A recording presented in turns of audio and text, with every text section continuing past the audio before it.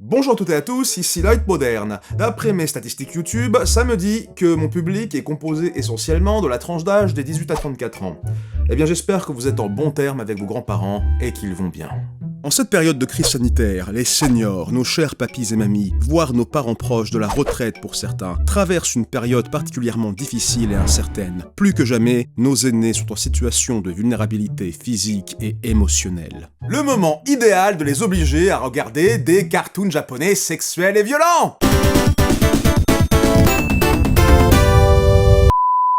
Bon, blague à part, si vous avez des parents ou grands-parents ouverts d'esprit qui ne demandent qu'à se rapprocher de vous d'une façon ou d'une autre en ces temps de distanciation physique, pourquoi ne pas les initier au monde merveilleux des animés ? L'occasion de rapprocher vos cœurs pendant que vos yeux sont rivés sur des écrans. Mais je me doute bien que leur montrer des isekai, des gros robots, des boules de feu, des plans jupes, ça risque de les refroidir ou de les conforter dans une vision très... années 90 post-Dorothée du médium. Les mangas, c'est quand même ça. C'est une violence incroyable, et 3 mots de vocabulaire, c'est... Ça, c'est quand même les dialogues. Mais ta gueule, toi, t'es pas mon pote. Donc mettez papé et mamé devant leur moniteur préféré, comme, je sais pas, un téléphone, un Commodore, un Minitel. On va leur trouver des animés avec des vieux, sur les vieux, pour vos vieux. Lancez le jingle.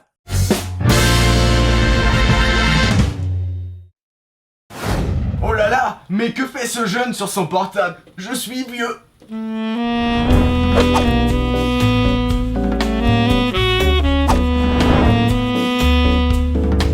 Dans un Japon futuriste, un vieil homme du nom de Takazawa a été recruté sans le savoir par le ministère de la Santé pour tester le Z001, un lit super technologique avec des tonnes de gadgets censés lui assurer confort et santé, comme un genre d'aide à domicile robotique. Avec un mini-réacteur nucléaire à l'intérieur, bien sûr, subtile distinction. Demandez à l'EHPAD si vous voulez votre propre lit robot nucléaire, remboursé par la sécurité sociale. Son aide-soignante, une étudiante en médecine nommée Haruko, n'est pas convaincue par le bonheur et le confort que ce lit est censé procurer, surtout depuis qu'elle reçoit par ordinateur des messages de détresse du vieux monsieur à sa charge. Mais ce n'est que le début, car ensuite le lit, grâce à son intelligence artificielle évoluée et sa capacité d'apprentissage, adopte la personnalité de la femme morte de Takazawa et décide de le protéger et l'aider comme si c'était son vrai époux, quitte à causer des gros dégâts en ville. Mais je vois pas le problème, moi j'aimerais bien me marier avec un robot de combat qui est aussi un lit. Il peut même jouer à la Nintendo avec, de quoi il se plaint? Je comprends pas. Je relate pas sur ce coup-là. Haruko et ses amis doivent donc partir à la rescousse de Takazawa avant que la corporation malfaisante... non, c'est redondant. Avant que la corporation qui a construit le lit ne s'en mêle et fasse bien pire. Ce film brasse toutes sortes de problématiques de façon très intéressante, tout en étant très drôle et amusant. On pourrait croire que le film est unilatéralement antitechnologique avec son principe de lit robot qui écarte tout contact et chaleur humaine, traitant les personnes âgées comme un fardeau tout juste bon à un traitement automatisé. On parle ici de confier des vies humaines aux intérêts de groupes privés sans scrupules, voulant résoudre tous les problèmes du monde avec la technologie seule, sans questionnement moral. Mais pourtant, la technologie joue un rôle primordial dans la prise de pouvoir de nos héros. Haruko et ses amis sont aidés par un groupe de papy hackers super experts en informatique, du genre à être capables de pénétrer la sécurité du Pentagone, tu vois. Des personnages attachants et rigolos au dialogue truculent. Ce qui prouve qu'il n'y a aucune excuse pour les personnes âgées de ne pas comprendre comment fonctionne leur propre ordi. Non papa, je t'ai déjà expliqué comment mettre une pièce jointe dans un mail, fais-le toi-même! C'est grâce à l'informatique que Takazawa appelle son infirmière à l'aide. C'est grâce à l'informatique que les vieux dans l'hôpital assistent les héros dans le sauvetage et percent les secrets de la corporation antagoniste. Et c'est via le biais d'une intelligence artificielle évolutive que Takazawa a pu renouer en amour avec l'esprit de sa femme. Même s'il ne s'agit que d'un simulacre, cette machine a appris à avoir des sentiments à son protégé, à vraiment l'aimer et à vraiment vouloir son bonheur. Cette machine, épouse de substitution, ne cherche qu'à exaucer le vœu d'un homme à l'hiver de sa vie, voir la mer une dernière fois, comme à l'époque où il était encore avec sa femme. Et pour rendre ce rêve réalité, la machine est prête à affronter l'armée s'il le faut. Elle apprend, évolue et s'approprie ce qu'il y a autour d'elle, se construisant un corps de fortune avec des morceaux de véhicules et d'engins de chantier, troquant son apparence futuriste aseptisée pour un fourre-tout plus analogique et désuet, ce qui est visuellement pertinent et dans le thème. C'est peut-être plus bordélique, mais c'est déjà plus chaleureux. Cette chaleur humaine, peut-être, qui manquait à la machine, comme l'avait remarqué Haruko. Donc ouais, un film qui parle de technologie, mais aussi de vieillesse, avec humanité, humour et pertinence. J'aime particulièrement la scène où Takazawa se souvient de la fois où il a vu la mer avec sa femme. Pour représenter l'imprécision de sa mémoire, on a un ciel en gouache étalée, des décors en papier découpé délavé et un océan pixelisé, comme les parasites d'une vieille télé. Même la petite fille à côté de lui clignote, due à l'incertitude de sa présence dans son souvenir. Le seul élément vraiment clair et bien défini dans sa tête, c'est la figure de sa bien-aimée. C'est très court, mais c'est pour moi une des meilleures scènes de flashback ou de souvenirs de l'histoire du cinéma. C'est quand même vachement plus intéressant que tous les autres films où ça se contente de juste utiliser des subterfuges comme le sépia et les vignettage au noir et mettre un petit peu d'écho sur la voix.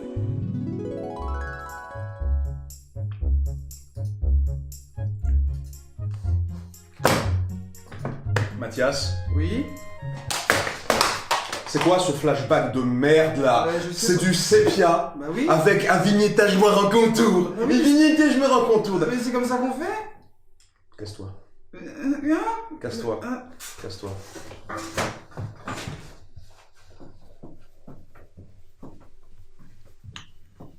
Y'a pas de porte? Voilà, avouez que c'est quand même moins bien que ce qu'on a dans Rojin Z. Finalement, même avec sa licence artistique, c'est peut-être la représentation la plus exacte d'un vieux souvenir comme ça. Une masse de flou approximative entourant un point focal d'exactitude en son centre. Et ce n'est pas le seul moment particulièrement artistiquement intéressant dans ce film. Ces décors urbains hautement détaillés, ces personnages très expressifs alternant entre le réalisme et le cartoonesque, et que dire des scènes avec les robots? De nos jours, ce serait en images de synthèse tellement ça aurait été la mort d'animer des éléments mécaniques qui bougent avec autant de détails comme ça. Je pense en particulier aux câbles tentacules qui donnent un rendu biomécanique, faisant du lit un organisme vivant et palpitant. Ce qui est très pertinent avec les thèmes et l'histoire du film, et s'il vous plaît, faites pas des blagues faciles à base de hentai avec des poules dans les commentaires, c'est... Vous êtes plus malin que ça comme public. S'il vous plaît, je crois en vous. Bref, Rojin Z, c'est une course-poursuite intense et burlesque qui a quelque chose à dire sur notre futur, notre technologie et la façon dont on traite nos seniors. Mais avec des robots nucléaires qui cassent tout. Recommandation d'animé pour les vieux en mode difficile. Recommandé du Ghibli qui n'est pas du Hayao Miyazaki. Défi relevé. Film méconnu du grand public du réalisateur tout aussi méconnu qu'à rester toute sa vie dans l'ombre de son ami et rival Hayao Miyazaki, Isao Takahata est pourtant un très grand penseur et réalisateur. Un pilier des studios Ghibli. Vous savez, le studio que les salles de cinéma françaises ne rechignent pas de diffuser parce que leurs animés font pas trop Pokémon Dragon Ball Z. Ayant passé sa vie à décrire et mettre en image un quotidien ordinaire tout en flirtant avec une pincée de folklore, il était le réalisateur parfait pour mettre en image Mes voisins les Yamada. Manga Yonkoma en 4 cases donc, de tranches de vie familiales, prépubliées dans le Asahi Shimbun. C'est un grand journal quotidien, l'équivalent japonais en termes de notoriété de Libération ou Le Monde. Du coup, les Yamada au cinéma, ce serait l'équivalent en France de faire un film sur les dessins de Plantu, mais en moins politique, et tu comprends les blagues. D'où le nom de la famille Yamada d'ailleurs, équivalent d'un nom lambda comme Martin ou Dubois au Japon, ce qui en fait une famille passe-partout, avec évidemment un chouïa plus d'excentricité qui fait tout le sel de l'œuvre. Mais alors, les Yamada, qui sont-ils donc? Eh bien c'est parti pour le jeu des 7 familles. Dans les Yamada, je choisis le père, la mère, la grand-mère, le fils, la petite dernière, et le chien, qui ne fait rien, mais qui a l'air bien blasé. Je veux connaître son histoire. Comme il s'agit d'un gag manga en 4 cases, un peu comme un comic strip, le film a choisi de ne pas créer d'intrigue. Takahata réalise ainsi une succession de scénettes indépendantes mettant en scène différents membres de la famille dans des situations de vie de tous les jours, qui abordent des problèmes et situations banales avec toujours beaucoup d'humour, mais aussi de justesse et de sensibilité. En gros, c'est un peu un film à sketch, tu peux le regarder bout par bout ou en entier, comme tu le sens. C'est un petit peu comme enchaîner plein de petits épisodes d'une sitcom en fait. Même si Mes voisins les Yamada est drôle, il ne se départit pas de cette touche toute particulière de Takahata, visant à grimer ses semblables avec réalisme. Les scènes hilarantes succèdent aux touchantes et la poésie s'immisce dans des événements ordinaires. La scène d'introduction où la vie de famille est décrite de façon métaphorique, comme une aventure épique et mouvementée à travers des eaux battantes, des contrées de contes de fées et un ciel de nuages cotonneux, est aussi impressionnante techniquement qu'inspirante thématiquement. Ils étaient pas obligés de sortir une séquence d'animation aussi grandiose et monumentale juste pour une histoire de petite famille qui fait des trucs rigolos, mais bon, c'est Ghibli. Ils aiment bien comme ça montrer à tout le monde qu'ils sont les meilleurs en animation. Gros flex de leur part, d'autant plus que c'est le premier Ghibli à être entièrement animé et peint sur ordinateur. Cet animé est la quiétude et la douceur du quotidien incarné. Il y a cette scène où tu as le père de famille qui se retrouve sans parapluie en sortant du bureau et appelle sa famille pour en rapporter un. Mais ils sont tous trop échaudés pour mettre le nez dehors et s'embêter à marcher sous la pluie. Alors le père en a marre et rentre chez lui, mais là, il trouve toute sa famille à mi-chemin. Et c'est trop mignon et wholesome et je pense à ma famille, il me manque. Oui papa, c'est moi, je suis désolé pour t'avoir engueulé pour l'histoire des mails, je te fais des bisous du coup. Voilà, tu peux me passer maman s'il te plaît? Le plus haut niveau de stress et de danger que vous allez trouver dans cet animé, c'est perdre son adorable petite fille dans un hypermarché et se confronter à des loupards qui font trop de bruit en moto. Ce qui est déjà très effrayant quand on a un certain âge, plus que des zombies et des loups-garous. C'est ce qu'on appelle des peurs réalistes. J'aime bien la scène des loupards parce qu'au début, tous les personnages à l'extérieur de la maison de Yamada sont dessinés de façon très réaliste, alors qu'à l'intérieur de la maison, où la sécurité règne, ils gardent leurs proportions de cartoon rondouillard épuré. Il faudra une intervention courageuse de la grand-mère pour apporter de la bonhomie et de l'humour dans une situation tendue, changeant à nouveau le style graphique. Mine de rien, c'est un film plutôt beau et ingénieux techniquement. Des personnages aux traits simples mais doux au regard, des coups de crayon délicats sur du papier griffonné et des touches d'aquarelle pour les couleurs. Une technique d'animation sensationnelle qui sera adaptée au style des estampes traditionnelles japonaises dans Princesse Kaguya. Certainement le plus doux et positif des films de Isao Takahata. En même temps, c'était pas très dur vu les apocalypses émotionnels que représentaient ces autres films. Et heureusement qu'on vous présente celui-là et pas les autres, parce que sinon vous imaginez vos petits vieux? Les crises cardiaques qu'ils risqueraient d'avoir. Extinction d'espèces, séparation, deuil et dépression, guerre, famine et enfants morts. Les ananas, c'est décevant quand même. Je suis désolé. Il y a eu beaucoup d'hésitations entre celui-là et Tokyo Godfathers, autre titre très compatible avec le thème du jour, mais comment ne pas lui préférer Millennium Actress? Les deux sont du génialissime et regretté Satoshi Kon, qui n'a hélas offert au monde que 4 films. Mais quel film, les amis! Chaque été, depuis 11 ans, je me rappelle qu'il est mort et à chaque fois, ça me serre un peu plus le cœur. Est-ce que c'est ça, être vieux? Parce que j'ai besoin d'aide, là. Répondez-moi en commentaire, s'il vous plaît, merci. Millennium Actress est son second long métrage, et s'il a toujours cette passion pour le temps et aime autant brouiller les frontières du réel, du rêve et du souvenir, il n'a rien à voir avec l'ambiance extrêmement anxiogène de Perfect Blue. Regardez, j'ai l'affiche, elle est là. C'est un bon film, regardez-le aussi, mais plus tard, parce que c'est sale, il y a du sang. Reprenant l'idée de Titanic, le film nous fait remonter le temps dans les souvenirs d'une vieille femme, Chiyoko, auquel lui est consacré un documentaire revenant sur sa longue vie d'aventure, et ce au travers d'un objet à la symbolique puissante. Cette fois, il ne s'agit pas d'un bijou, mais de la clé de valise d'un mystérieux peintre dissident, le seul homme qu'elle a jamais vraiment aimé dans sa vie, qui ouvrira les vannes de sa mémoire. Nous y suivons sa carrière d'actrice de cinéma durant l'ère Showa, multipliant les rôles qui la propulsa au sommet, tout en suivant en parallèle sa vie sentimentale, sa vie réelle. Comme dit précédemment, la clé de la valise est aussi celle de ses pensées, déverrouillant des instants fugaces de sa mémoire à mesure que le film défile et que les acteurs s'avancent sur la scène. Tour à tour figurant, héros, ennemis et alliés, il joue la plus grande comédie de tous les temps, celle de la vie. Souvent belle, parfois tragique, mais toujours extraordinaire, capable de rebondissements et d'émotions aussi intenses qu'un grand film.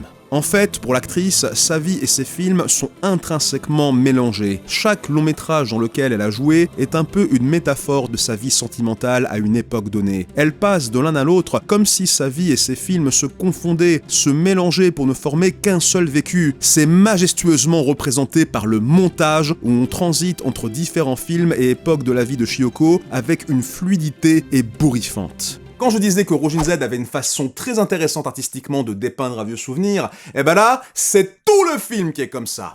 Du film de ninja jusqu'au film de science-fiction, en passant par les guerres sino-japonaises et les monstres géants, c'est comme si à travers ces différents rôles qui sont comme autant de différentes vies, Chiyoko avait traversé 1000 ans sur cette terre à la poursuite d'un homme fantomatique qu'elle sait avoir aimé, mais dont le visage lui échappe avec l'âge. D'où le titre, Millennium Actress, parce que dans sa tête, il y a comme 1000 ans qui est passé. Bon ok, alors là je l'ai expliqué de façon extrêmement nulle, mais quand vous verrez le film, c'est expliqué avec une beauté qui transcende les mots. Il suffit de voir la dernière scène de course, le climax du film, où Chiyoko court comme une dératée à travers le Japon, ses souvenirs et ses films pour atteindre son amour. Le montage est non seulement exemplaire, mais l'animation est incroyable. C'est tellement délicat et réaliste tout en étant fantaisiste, on sent le poids de son corps vacillant, ainsi que la force d'appui que demande chacun de ses pas, alors qu'elle traverse des paysages surréels ou romantiques. Limite, à la fin, on est beaucoup plus essoufflé que la vieille dame qui a fait sa course. Je vous conseille d'ailleurs la vidéo de Every Frame a Painting qui parle du montage dans les films de Satoshi Kon. C'est très instructif. Vraiment, si vous voulez voir le film ultime quand il s'agit d'une personne âgée revenant sur sa longue vie bien remplie avec son lot de larmes, d'aventures et de rêves, on ne fera pas mieux, même 1000 ans plus tard, que Millennium Actress. Et ensuite, après tout ça, vous materez Tokyo Godfather en famille pour Noël, le film parfait pour l'occasion. Par contre, Millennium Actress, c'est à voir en VO. Désolé. Alors je suis pas du tout anti-VF, et moi j'ai envie que les films y soient accessibles à tous, mais quand on parle d'un film sur une grande actrice, et qu'à côté, le casting il sonne comme un épisode de Yu-Gi-Oh! Pokémon fait en une traite ou deux, eh ben c'est un peu rude en comparaison. Dis-moi, tu n'aurais pas vu passer quelqu'un par hasard? Un homme avec un grand manteau et un carton à dessin sous le bras. Il est parti par là. Allons-y. Tu dois avant tout entrer dans la peau de ton personnage, et ensuite ton texte sortira tout naturellement.